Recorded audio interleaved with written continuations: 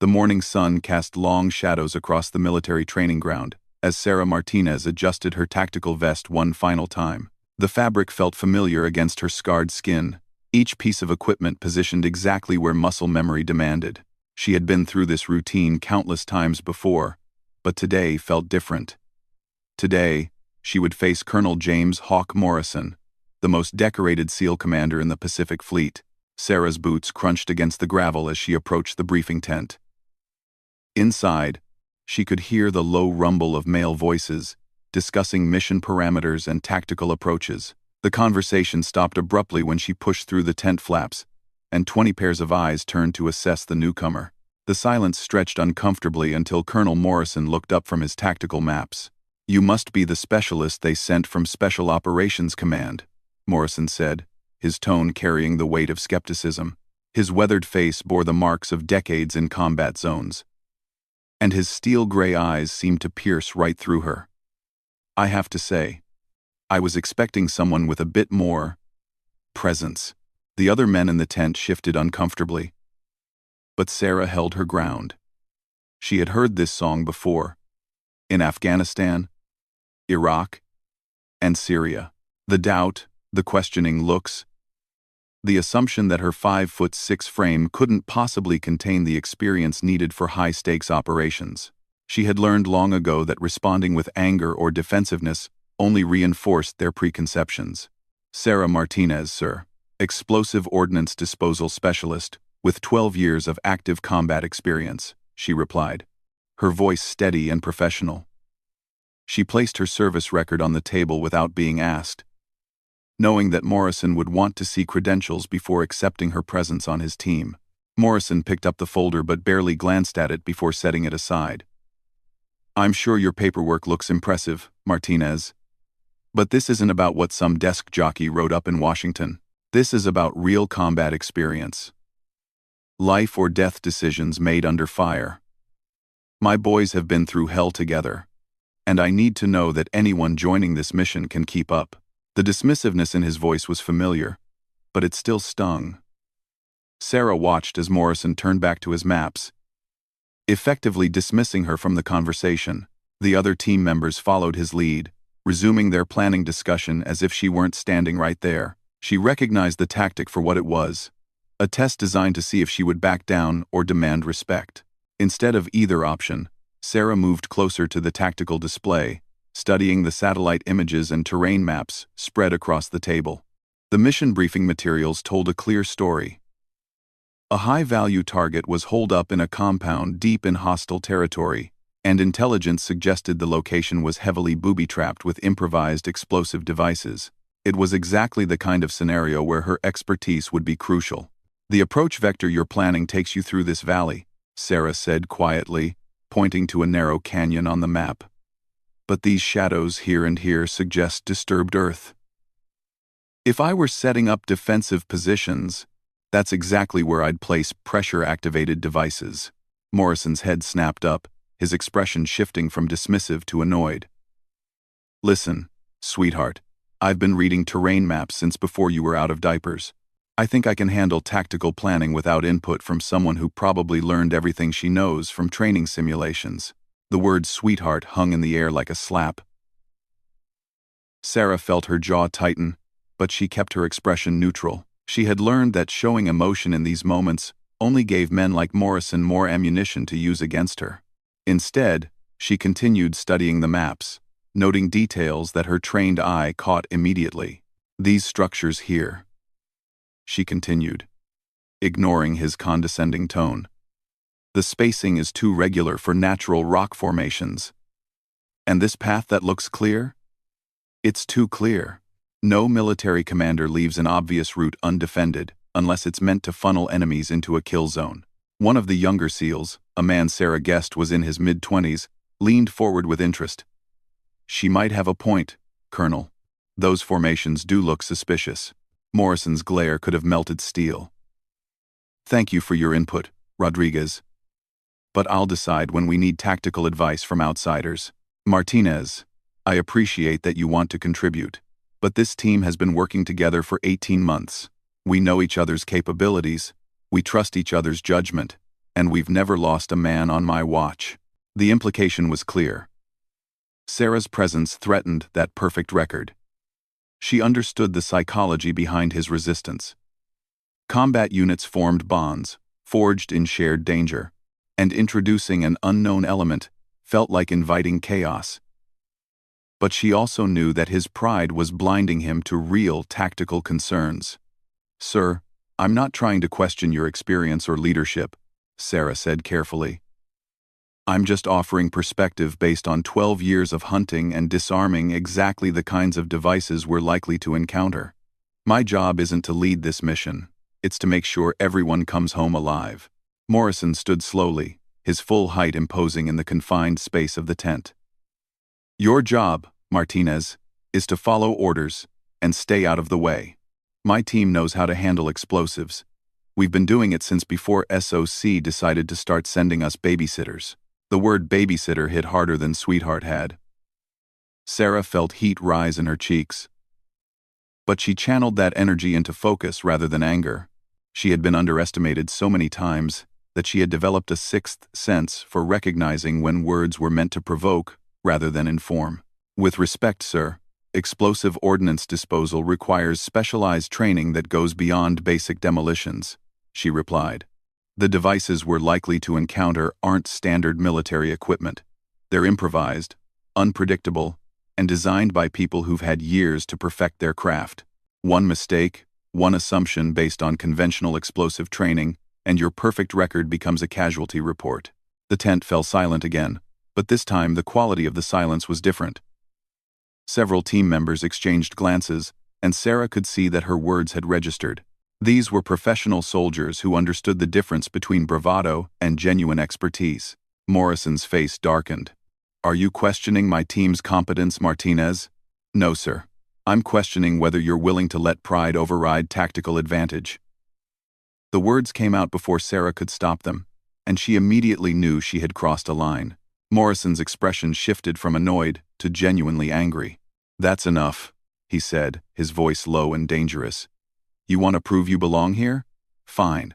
Tomorrow morning, 0600 hours, we run a combat simulation. You keep up with my boys. Demonstrate that you can handle yourself under pressure. And maybe, I'll consider letting you tag along on the actual mission. But if you slow us down, if you show any sign that you're not ready for what we do, you're on the first transport back to whatever desk job they pulled you from." Sarah nodded, recognizing the challenge for what it was. Morrison wasn't interested in her credentials or her expertise with explosives. He wanted to see if she could match his team's physical capabilities, their endurance and speed under combat conditions. It was a test designed for her to fail, but it was also an opportunity. "Understood, sir. 0600 hours. Good. Rodriguez will show you to your quarters. Try to get some rest. Tomorrow's going to be a long day." Morrison turned back to his maps, dismissing her once again. As Sarah followed Rodriguez out of the tent, she could hear the conversation resuming behind her. She caught fragments of discussion about her chances, speculation about whether she would wash out in the first hour of the simulation. The words stung, but they also strengthened her resolve. Rodriguez walked beside her in companionable silence until they were out of earshot of the command tent. "Don't take it personally," he said quietly. "The colonel's lost good people to missions that went sideways. He's protective of the team." "I understand that," Sarah replied.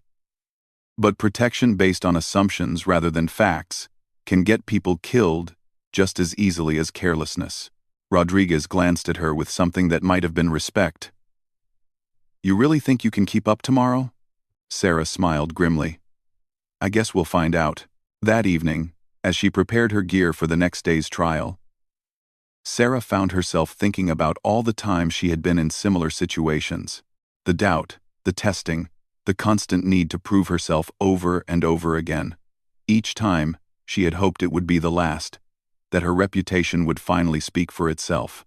But here she was again, facing the same skepticism that had followed her throughout her career. She pulled out her tactical vest and began checking each piece of equipment methodically. Every clip, every strap, every piece of gear was positioned exactly where her hands would expect to find it in the dark or under stress. This ritual had kept her alive through dozens of missions, and it would serve her well tomorrow. As she worked, Sarah's fingers unconsciously traced the scar that ran along her left forearm, a souvenir from Kandahar province. The memory of that day was still vivid. The hidden IED. The split-second decision that saved her team. The weeks of recovery that followed. Morrison and his men would see only what they expected to see tomorrow. A woman trying to prove she belonged in their world. They had no idea what she had already survived, what those scars represented, or how those experiences had forged her into exactly the kind of specialist they needed for this mission. Tomorrow would be about more than just keeping up. It would be about showing Colonel Morrison that his assumptions were not only wrong but potentially dangerous. Sarah Martinez had faced down insurgents, diffused bombs that could level city blocks, and earned her place among the military's elite through blood, sweat, and determination. One skeptical SEAL colonel wasn't going to change that. She finished her equipment check and settled into her bunk, but sleep was elusive. Outside, she could hear the sounds of the base settling into night routine. Distant conversations. The hum of generators. The occasional vehicle passing by. Somewhere in those sounds was the rhythm of preparation. The subtle tension that preceded dangerous missions. Sarah closed her eyes and focused on her breathing, using meditation techniques learned during her recovery periods. Tomorrow would bring its own challenges, but tonight she could rest in the certainty that she was exactly where she needed to be. The scars on her body told stories of survival and service, and tomorrow, Colonel Morrison would begin to understand what those stories meant. The last thing she heard before drifting off to sleep was the distant sound of ocean waves against the shore. A reminder that even in this place of conflict and tension, the world continued its ancient rhythms. Tomorrow would test her limits, but she had been tested before and emerged stronger. Whatever Morrison threw at her, she would meet it head-on. As dawn approached, Sarah Martinez prepared to show the world once again that strength came in many forms, and that the most dangerous mistake a commander could make was underestimating the warriors who fought beside him. The alarm clock screamed at 0530 hours, but Sarah Martinez was already awake, staring at the ceiling of her temporary quarters. She had learned long ago that anticipation was often worse than the actual challenge. So she rose immediately and began her pre-mission routine. By the time she stepped outside into the cool morning air, her mind was focused and her body ready. The training ground stretched before her like a miniature battlefield, complete with obstacles designed to simulate real combat conditions. Rope walls, mud pits, simulated building structures, and what looked like a maze of barriers that would test both navigation skills and physical endurance. In the distance, she could see targets set up for marksmanship trials, and beyond that, more specialized stations that she couldn't quite make out in the pre-dawn darkness. Colonel Morrison stood near the starting line with his core team, 8 men whose reputations preceded them throughout the special operations community. They moved with the easy confidence of professionals who had worked together through countless missions, their gear checked and weapons ready. When Sarah approached, their conversation stopped, and she could feel their assessment like a physical weight. "Glad you decided to show up, Martinez," Morrison said, his tone suggesting he had expected otherwise. "Here's how this works. You'll run the same course my team completed during their last evaluation, 5 miles of mixed terrain, including water obstacles, urban warfare simulation, and a final marksmanship test. Standard combat load, full gear. If you can't keep pace with the slowest member of my team, this conversation ends." Sarah nodded, checking her equipment one final time. Her pack contained everything a soldier would carry on a real mission. Ammunition, medical supplies, communications equipment, and specialized tools for explosive ordnance disposal. The weight was familiar, comforting even, like putting on a well-worn coat. "Any questions?" Morrison asked, clearly expecting none. "Just one, sir. Are we running this as individuals or as a team?" Morrison's eyebrow raised slightly. "What difference does it make? Individual performance tells you about personal capability. Team performance tells you about tactical thinking and unit cohesion. Since this mission will require both, I wanted to understand which aspect you consider most important." For a moment, Morrison looked genuinely surprised by the question. His team members exchanged glances, and Sarah caught what might have been approval in some of their expressions. It was the kind of question that demonstrated tactical thinking rather than just physical preparation. "We run as a unit," Morrison said after a pause. "Real missions don't give you the luxury of individual heroics. Everyone moves together. Everyone arrives together. Or the mission fails." "Understood, sir." The starting whistle echoed across the training ground, and Sarah fell into formation with the SEAL team. The first mile was deceptively easy, a straightforward run across relatively flat terrain that allowed the team to establish their rhythm. Sarah positioned herself in the middle of the formation, neither pushing to the front nor falling behind. Reading the group's natural pace and adapting to it, she could feel Morrison's eyes on her, waiting for signs of weakness or fatigue. What he couldn't see was that this pace felt almost leisurely compared to some of the forced marches she had endured in combat zones. Her breathing remained steady, her stride efficient, and her gear properly distributed to minimize strain on any single muscle group. The first real test came at mile 2, where the course descended into a series of muddy trenches designed to simulate battlefield conditions. The team dropped into single file, with each member responsible for helping the others navigate the most treacherous sections. When Rodriguez slipped on a particularly steep section, Sarah was the first to grab his pack and steady him, earning a grateful nod and surprised look from the young SEAL. "Thanks," he whispered as they continued through the mud. "We all make it. Or none of us do," Sarah replied, unconsciously echoing Morrison's earlier words about unit cohesion. The water obstacle at mile 3 was where Sarah expected to face her greatest challenge. The design forced participants to cross a cold, fast-moving stream while maintaining their weapons and equipment above water level. Upper body strength was crucial, and Sarah knew that her smaller frame put her at a disadvantage compared to the larger men around her. She watched carefully as the first team members crossed, noting their techniques and identifying the most efficient approach. When her turn came, Sarah surprised everyone by entering the water differently than the others had. Instead of fighting the current directly, she angled her approach to use the water's flow to her advantage, reaching the far side with less effort and in better condition than several of her larger teammates. "Where did you learn that technique?" asked Thompson, one of Morrison's senior NCOs, as Sarah wrung water from her gear. "Riverside Training Facility in Colorado. Sometimes working smarter beats working harder." Thompson nodded approvingly, but Morrison's expression remained skeptical. Sarah realized that he was looking for her to fail rather than succeed, and her competence was making him uncomfortable rather than impressed. The urban warfare simulation began at mile 4, and this was where Sarah's specialized training began to show its value. The course was designed to simulate clearing a hostile building while under fire, requiring participants to move quickly but carefully through rooms that might contain enemy combatants or booby traps.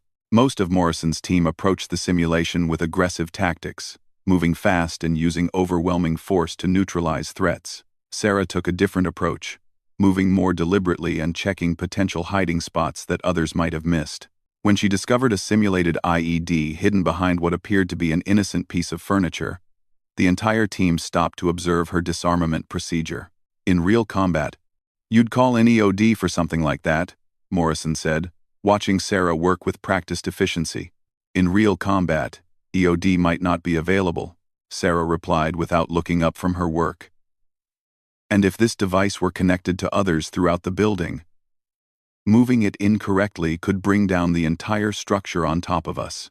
She completed the disarmament procedure in less than 2 minutes, using techniques that clearly impressed the watching SEALs. For the first time since meeting her, Morrison looked genuinely thoughtful rather than dismissive. The final mile of the course included the most physically demanding obstacles: a series of rope climbs, wall scaling exercises, and finally, a sprint to the marksmanship range. Sarah's smaller stature actually became an advantage here, as she was able to navigate tight spaces and leverage her body weight more efficiently than some of her larger teammates. When the team reached the shooting range, Sarah was breathing hard but still in control. Her hands were steady as she checked her weapon and prepared for the marksmanship test. This was familiar territory. She had been shooting competitively since childhood, and military training had only refined skills she already possessed. The targets were set at various distances, requiring different shooting positions and techniques. Sarah settled into her first position and began the firing sequence. Her movements automatic and precise. Each shot found its mark, and by the time she finished, her groupings were among the tightest the range had seen. Not bad for someone who learned everything from training simulations, Rodriguez said quietly, earning a sharp look from Morrison. As the team gathered their gear and prepared to head back to base, Sarah noticed that the dynamic had shifted subtly. The men were no longer treating her as an outsider who needed to prove herself, but as a competent teammate who had earned a place among them. Only Morrison seemed resistant to accepting what the morning had demonstrated. "Congratulations, Martinez," Morrison said as they walked back across the training ground. "You kept up. That doesn't mean you're ready for what we do in the real world, but it's a start." Sarah stopped walking, and the rest of the team stopped with her. She could feel a moment of truth approaching, a decision point that would determine whether this morning's efforts had been worthwhile or merely an elaborate waste of time. "With respect, sir, I think you're missing the point," she said carefully. "This wasn't about me proving I can keep up with your team. It was about demonstrating that different backgrounds and different approaches can make a unit stronger rather than weaker." Morrison's face darkened. "Is that so? And what exactly do you think you've proven? Besides the ability to complete a basic training exercise?" "I've proven that assumptions can be dangerous," Sarah replied. "You assumed I would slow the team down. But I helped Rodriguez when he slipped. You assumed I couldn't handle the water obstacle, but I found a more efficient technique than brute force. You assumed your team's approach to building clearing was optimal, but none of them spotted the IED that could have killed everyone in the simulation." The words hung in the air like a challenge. Morrison's team exchanged glances, clearly recognizing the truth in what Sarah had said. The morning had not been about her proving herself to them. It had been about all of them learning to work together more effectively. "You think one training exercise makes you an expert on my team's capabilities?" Morrison asked, his voice dangerously quiet. "No, sir.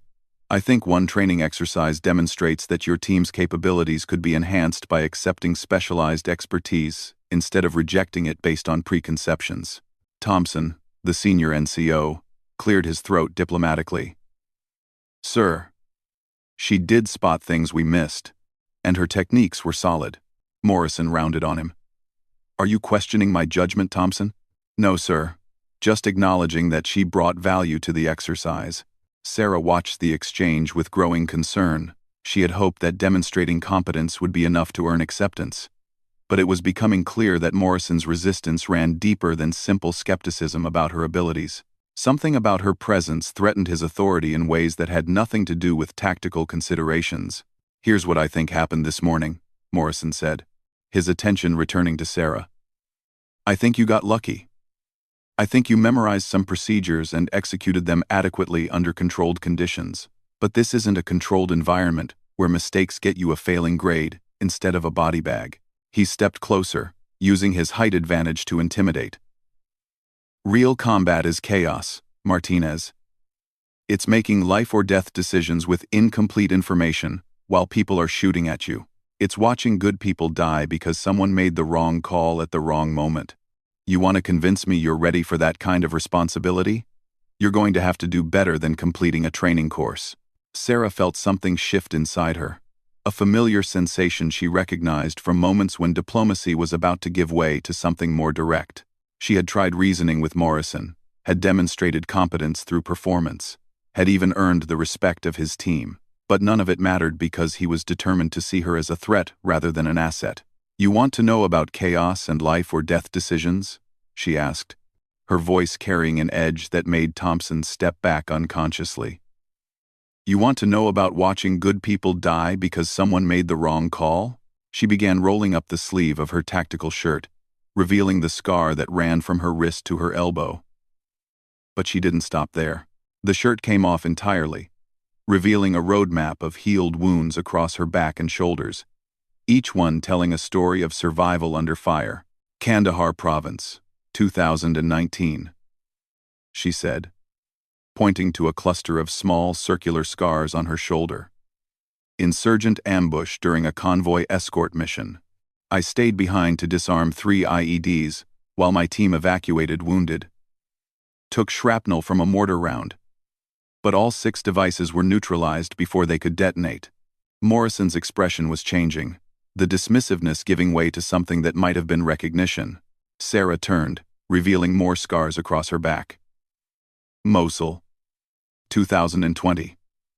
Building collapse during urban combat. Spent 4 hours trapped under rubble with a suspected explosive device 2 feet from my head. Couldn't move without risking detonation. Couldn't call for help without revealing my position to enemy snipers. Disarmed the device with 1 working arm, while bleeding internally. The training ground had gone completely silent. Even the distant sounds of base activity seemed muted, as Sarah's words painted pictures of experiences that went far beyond anything most soldiers would ever face. Damascus suburbs, 2021. Suicide bomber approached a refugee camp where I was training local forces. Device was sophisticated, multiple fail-safes, designed to take out an entire city block. I had 90 seconds to choose between evacuating myself or attempting disarmament. Chose disarmament. Device activated during the process. She pointed to a long scar that ran across her ribs. That's from flying debris when the secondary charge detonated. But the primary explosive was neutralized. 43 civilians lived because someone made the right call at the right moment. Morrison stood frozen, his earlier arrogance replaced by something approaching respect. His team members were staring at Sarah with expressions of awe and professional admiration. These were combat veterans who understood exactly what kind of courage and skill her scars represented. So when you talk about chaos and life or death decisions, Sarah continued, pulling her shirt back on, understand that I'm not some desk jockey trying to play soldier. I'm not some training exercise superstar who's never seen real action. I'm someone who has made those decisions, lived with those consequences, and earned every scar on this body through service and sacrifice. She faced Morrison directly, her voice steady and controlled. You can question my experience, my training, or my methods, but don't you dare question my courage or my commitment to bringing every member of this team home alive, because that's exactly what these scars represent. The price I've paid to become the kind of specialist your mission needs. The silence stretched until Thompson spoke quietly. Jesus, Martinez. We had no idea. You weren't supposed to, Sarah replied. Service records tell you what someone accomplished, not what it cost them to accomplish it. But Colonel Morrison wanted to know about real combat experience, about making hard decisions under fire. Now he knows. Morrison was studying her with new eyes, seeing not the outsider he had dismissed but a fellow warrior whose credentials were written in scar tissue and survived trauma. When he finally spoke, his voice carried a respect that had been absent before. Why didn't you mention any of this yesterday? Because actions speak louder than words, sir. And because the best specialists are the ones who let their work speak for itself. As the team began the walk back to base, Sarah noticed that everything had changed. The men moved differently around her now, with the easy acceptance reserved for proven comrades rather than untested newcomers. Morrison himself seemed lost in thought, probably reconsidering every assumption he had made about her capabilities and experience. But Sarah knew that respect earned through revelation of past trauma was fragile. Tomorrow would bring new challenges, and she would need to prove herself all over again through performance, rather than history. The scars had opened a door, but only competence would keep it open. The real test was still to come. 3 days after the training exercise, Sarah Martinez found herself crammed into a military transport helicopter, watching the landscape blur past through reinforced windows. The mission was real now, no longer a matter of proving herself but of applying her skills where they could make the difference between success and catastrophe. Beside her, Colonel Morrison checked his tactical display one final time, the tension in his shoulders reflecting the weight of command. The target compound sat in a valley that intelligence suggested was a maze of improvised explosive devices and defensive positions.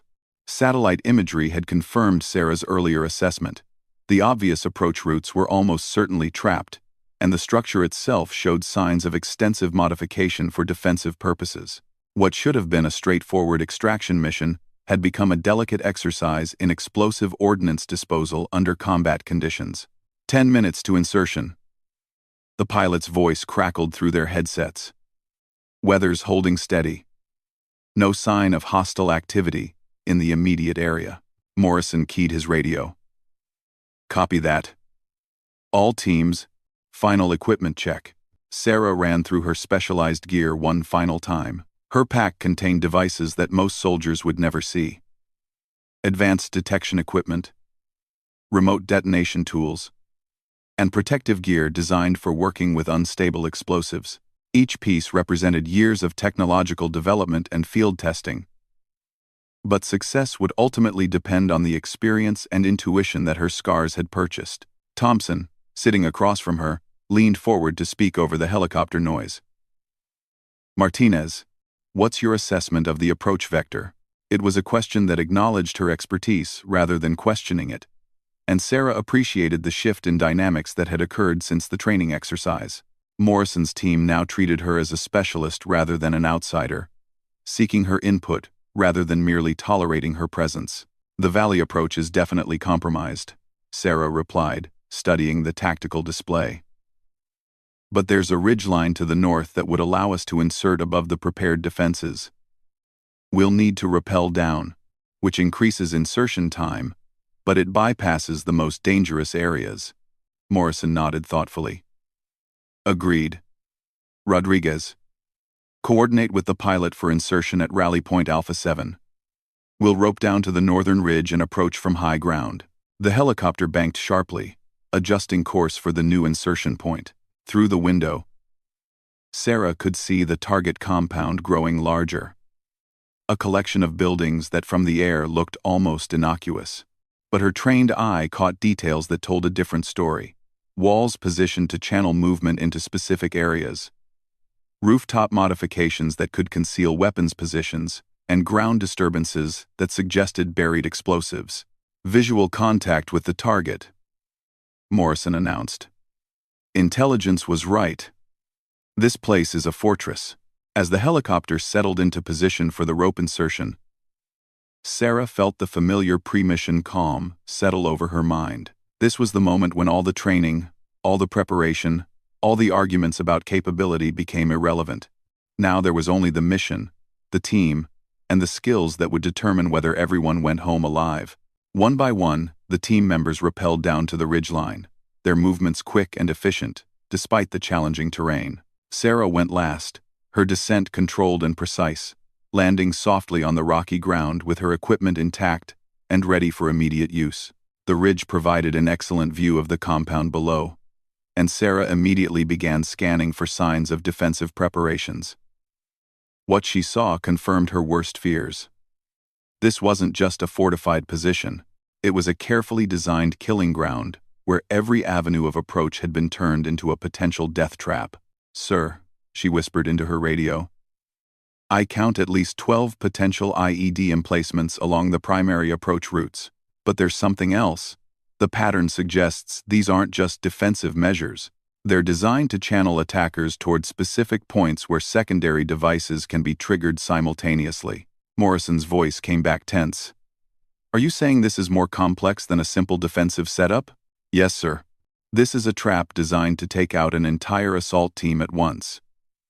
Whoever set this up has advanced training in explosive engineering.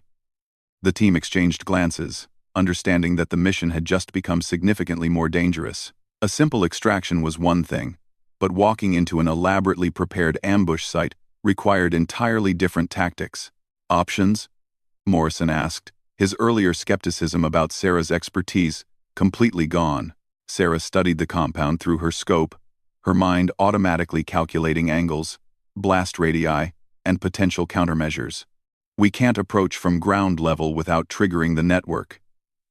But if we can identify the control mechanisms, we might be able to disable the entire system from a single point. Explain. Complex networks like this require centralized control to coordinate timing. There should be a command station somewhere in the compound that manages all the individual devices. If we can locate and neutralize that station, the network becomes a collection of individual threats instead of a coordinated system. Thompson raised his scope, scanning the buildings below. How do we identify the command station? Power requirements, Sarah replied. A system this sophisticated needs significant electrical power. Look for buildings with multiple power lines, backup generators, or unusual antenna configurations. The team spent several minutes studying the compound through their scopes, applying Sarah's guidance to identify potential command centers. Eventually, Rodriguez pointed to a smaller building on the eastern side of the complex. That structure has 3 separate power feeds and what looks like a communications array on the roof, he reported. Sarah focused her scope on the building Rodriguez had identified. The power configuration was exactly what she would expect for a sophisticated control center, and the antenna array suggested both command and communication capabilities. That's our primary target, she confirmed. But reaching it will require navigating through at least part of the IED network. Morrison was quiet for a long moment, weighing options that all carried significant risk. Finally, he keyed his radio. Here's what we're going to do. Martinez takes point. Identifies and neutralizes devices along our approach route. Thompson and Rodriguez provide overwatch. Jenkins and Parker secure our extraction route. I'll maintain communication with command. It was a plan that placed enormous trust in Sarah's expertise, essentially making her responsible for the entire team's safety. The weight of that responsibility was familiar, but it never became comfortable. Lives would depend on her ability to read the intentions of an enemy she had never met, operating in an environment designed to kill anyone who made a mistake. The descent from the ridge was treacherous, requiring the team to move slowly and quietly over loose rock that could trigger landslides or reveal their position to enemy observers. Sarah led the way, her eyes constantly scanning for signs of disturbance that might indicate hidden explosives. The first device she encountered was cleverly concealed beneath what appeared to be natural rockfall. Only the slight regularity of the stone placement gave away its artificial nature. Sarah motioned for the team to halt while she examined the mechanism, her trained fingers reading the construction like a language. Pressure activated, probably connected to a larger network, she whispered into her radio. I can disable it, but it will take about 3 minutes. Do it, Morrison replied immediately. Working with explosives under combat conditions required a specific mindset that Sarah had developed over years of fieldwork. Her hands moved with practiced precision, identifying wires and components while her mind calculated the safest approach to neutralization. The device was sophisticated, clearly the work of someone with advanced training, but Sarah had encountered similar designs in Syria and Iraq.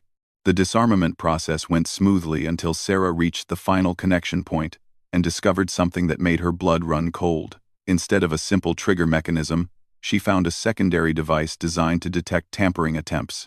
Disabling the primary explosive would automatically arm a much larger secondary charge buried deeper in the ground. Problem, she whispered into her radio. This isn't just an IED. It's a trap within a trap. Anyone who tries to disarm it triggers a much larger explosion. Morrison's voice carried tension.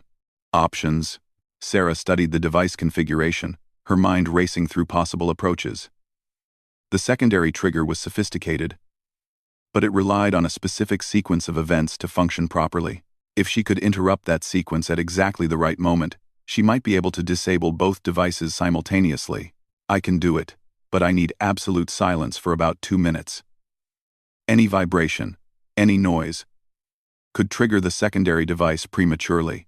The team settled into complete stillness, understanding that Sarah's life, and their own, depended on her ability to work with surgical precision under extreme pressure. She began the disarmament sequence, her movements slow and deliberate, each action calculated to avoid triggering the backup systems. Halfway through the process, Sarah heard something that made her freeze. The distant sound of vehicles approaching the compound. Intelligence had suggested the site was unoccupied, but someone was clearly coming to check on their defensive preparations. Incoming vehicles, Thompson's voice whispered through her earpiece. 3 trucks, armed personnel, ETA 4 minutes. Sarah felt sweat bead on her forehead despite the cool mountain air. The approaching vehicles meant the team would need to move quickly once she finished with the device, but rushing the disarmament process would almost certainly result in detonation. She had to maintain perfect focus while knowing that enemy forces were closing on their position. Her fingers continued their precise work, guided by muscle memory developed through hundreds of similar situations. The secondary trigger was more complex than anything she had encountered before, but the basic principles remained the same. Find the power source. Identify the trigger mechanism. Interrupt the circuit at exactly the right moment. The sound of vehicle engines grew louder, and Sarah could hear Morrison coordinating defensive positions in case they were discovered before completing their mission. The team was depending on her to clear their path, but they were also prepared to fight their way out if necessary. With 30 seconds to spare, Sarah completed the disarmament sequence and felt both devices power down safely. "Clear," she whispered into her radio. "Path is secure for the next 50 meters. The team began moving immediately, knowing that time was now their enemy as much as the explosive devices. Sarah led them through a route she had memorized during her initial reconnaissance, avoiding areas where ground disturbance suggested additional threats. They reached the compound perimeter just as the approaching vehicles pulled up to the main gate. Through gaps in the defensive walls, Sarah could see armed guards beginning to patrol the area, their movements suggesting they knew intruders might be present. "Command station is 30 meters ahead," Sarah whispered. "But there are at least 2 more devices between us and the target." Morrison checked his watch. "We have maybe 10 minutes before they expand their search pattern and find our insertion point. Can you clear the path in time?"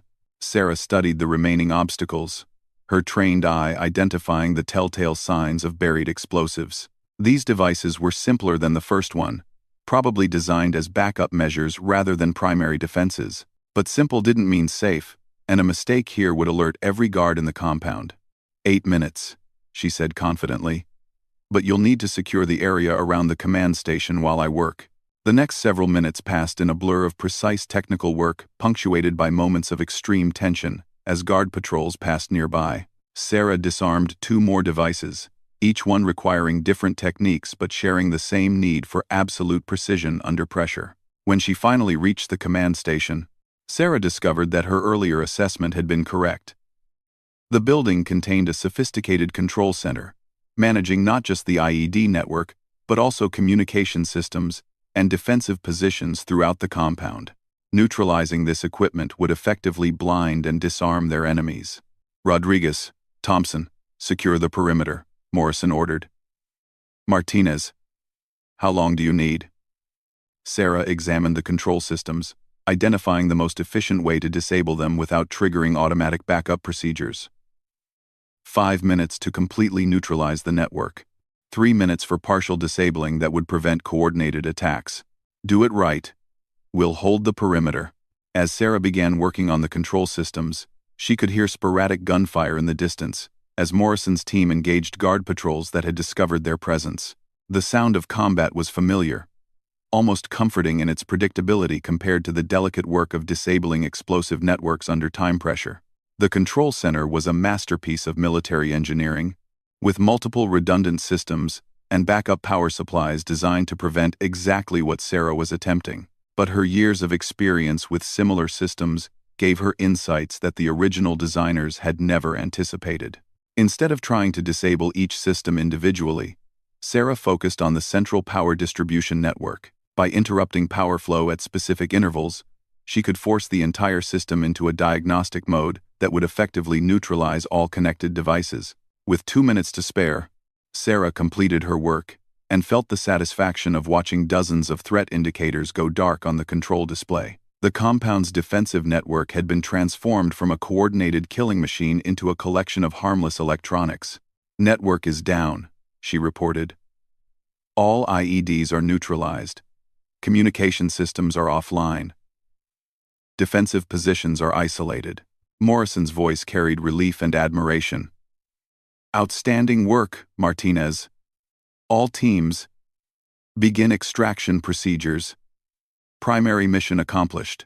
As the team began their withdrawal from the compound, Sarah felt the familiar mixture of exhaustion and accomplishment that followed successful high-stakes missions. She had proven herself not just to Morrison and his team, but to herself, demonstrating once again that her scars represented capability rather than limitation. The extraction went smoothly, with the disabled defensive network allowing the team to move through previously dangerous areas without threat. As they reached the extraction point where their helicopter waited, Morrison pulled Sarah aside for a private conversation. "I owe you an apology, Martinez," he said, his voice carrying genuine respect. "I made assumptions about your capabilities based on prejudice, rather than evidence. Today, you saved this entire team, and I want you to know that you have my complete confidence going forward." Sarah nodded, accepting the apology gracefully. "We all make judgments based on limited information, sir. The important thing is being willing to revise those judgments when new evidence becomes available. That's exactly the kind of thinking that makes you valuable to this team. I hope you'll consider staying on for our next mission." As the helicopter lifted off, carrying them away from the neutralized compound, Sarah looked down at the site where she had once again proven that courage and competence came in many forms. Her scars had told the story of her past. But today's mission had written the next chapter of her future. The skeptical SEAL colonel had learned what her battle scars truly represented. Not weakness that needed to be hidden, but strength that had been earned through service and sacrifice. Sarah Martinez had beaten every challenge thrown at her, not through argument or explanation, but through the simple demonstration that actions would always speak louder than assumptions. In the end, her scars hadn't just spoken louder than words. They had spoken the language of warriors, telling stories that only those who had shared similar experiences could truly understand. And Colonel Morrison, finally listening to that language, had heard what it had been saying all along: that the best soldiers were often those who had already paid the price for their expertise.